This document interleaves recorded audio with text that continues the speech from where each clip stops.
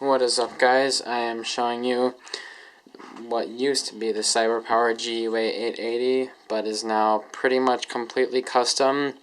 This is my personal rig. It's kind of the only one I have right now, although I am in the process of building another one. But I just thought I would update you guys and let you know what I did with the cyberpower gua880, and it's pretty much completely different now, so I'll just let you guys know what everything is. The first thing, I'll start with what I kept the same. I kept the case, obviously, but I am actually changing that out soon. That's the next thing I'm going to buy. I kept the front fan, the front intake fan, right down there, and then the rear fan, the exhaust fan. I kept, what else did I keep? The RAM, 8 gigs of RAM, 2 sticks of 4 in there right now, but I am changing that to 16 gigs of Kingston HyperX Blue as soon as I can, again, once I get the money. I kept the terabyte hard drive that it came with, although I did have to get it replaced because it came with a piece of shit power supply. This isn't the one it came with. This is a Cooler Master. It came with, I don't even know what the brand was. It was like, I don't even know. It was something just way, way off-brand. And that actually, the fan on that didn't work, so it got so hot it fried my old hard drive, and I sent that in for a replacement. So this is kind of the fan it came with, kind of not. Not the fan, I mean the hard drive.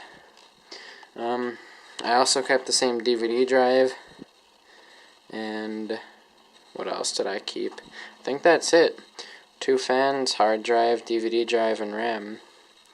Everything else, yeah, I got replaced. So we'll start with the big stuff. The motherboard I have in there right now is the Gigabyte GA990 FXAUD3, something like that.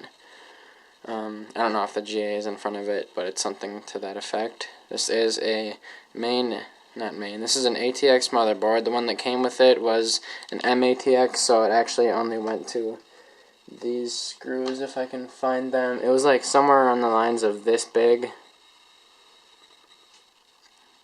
So yeah, it was really small compared to this one. This one's a lot bigger. This one has room for a 2-way SLI or crossfire configuration, and the other one only had 1 graphics card slot, so that's nice. This one has more PCI, PCIe, everything. This motherboard is just a lot better. The CPU, I upgraded to another AMD FX 8150 this time though.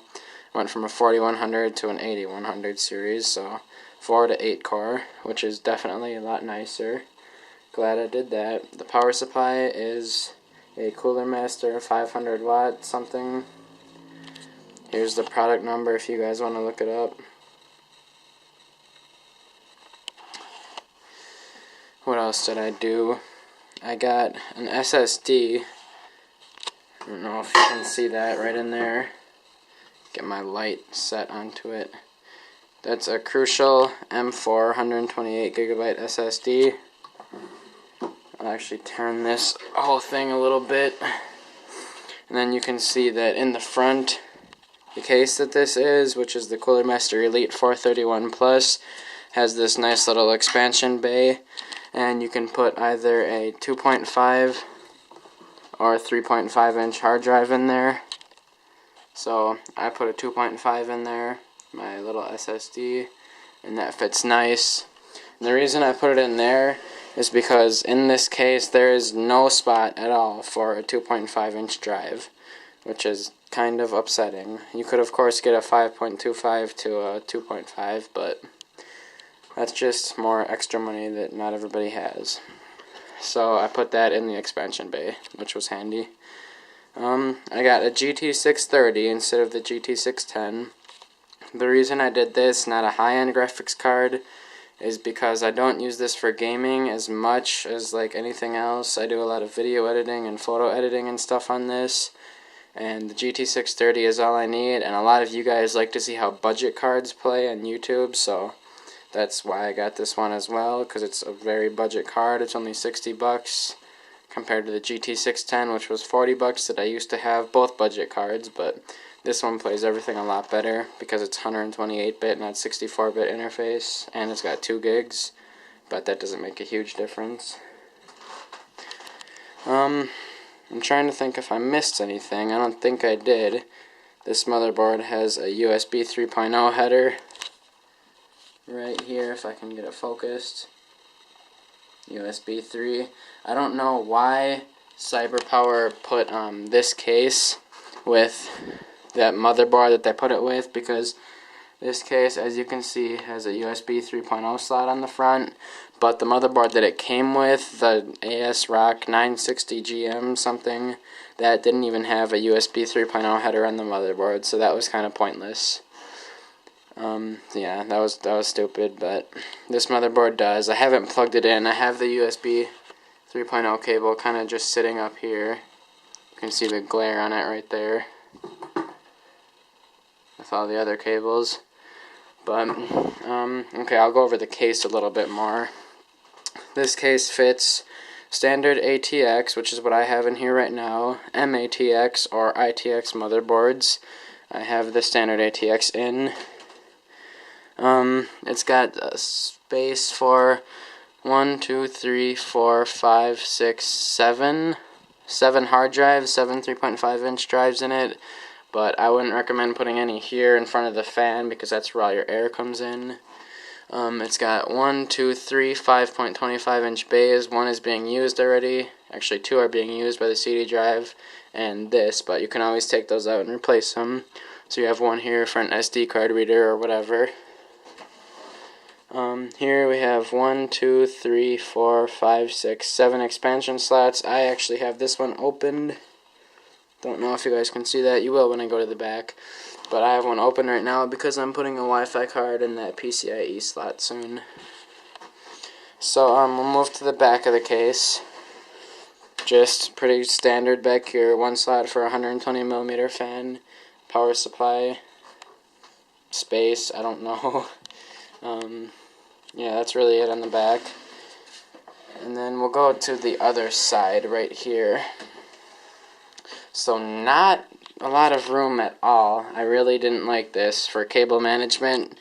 As you can see, the space between like here and here, that's all you have for cable management. So it's really probably like not even 1/8 of an inch, so I didn't like that. I do have a bunch of cables routed back here that I did a few days ago because it was getting annoying how they were all right in front of my case. And I think it's either this one that's in the way or something down here or this zip tie right here, but whenever I close it I really have to force it on, and that's kind of annoying. But it's not a big deal because cable management looks okay. They do have these down here, thank God. If they didn't have those, that would be just terrible.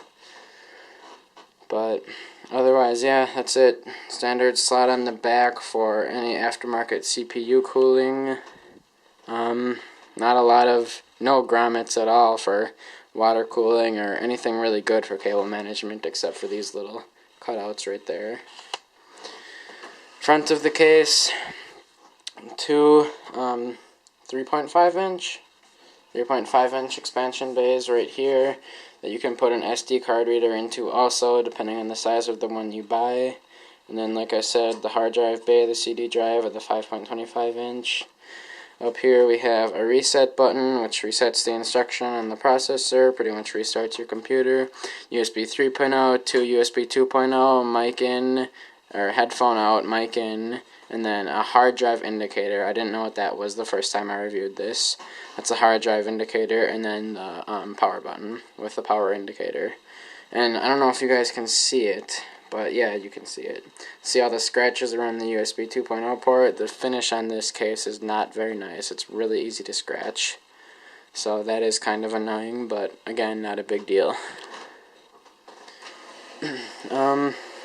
That's about it. I don't think I missed anything. Oh, one fan slot down here for 120mm. Wow, you can see all that dust in there because I didn't have this on at the top, this dust filter. It's actually under here. I didn't have that dust filter on for the longest time, so there's a bunch of dust in there. But when I put this in my new case, that will all be gone. So yeah, we got 120mm spot on the bottom, 2 on the top, or you could put a radiator in there, of course. And that's about it. So thank you guys for watching my update on the customized cyberpower gua880, which is now my personal rig, and I will update you guys when I put it in the new case. See you later.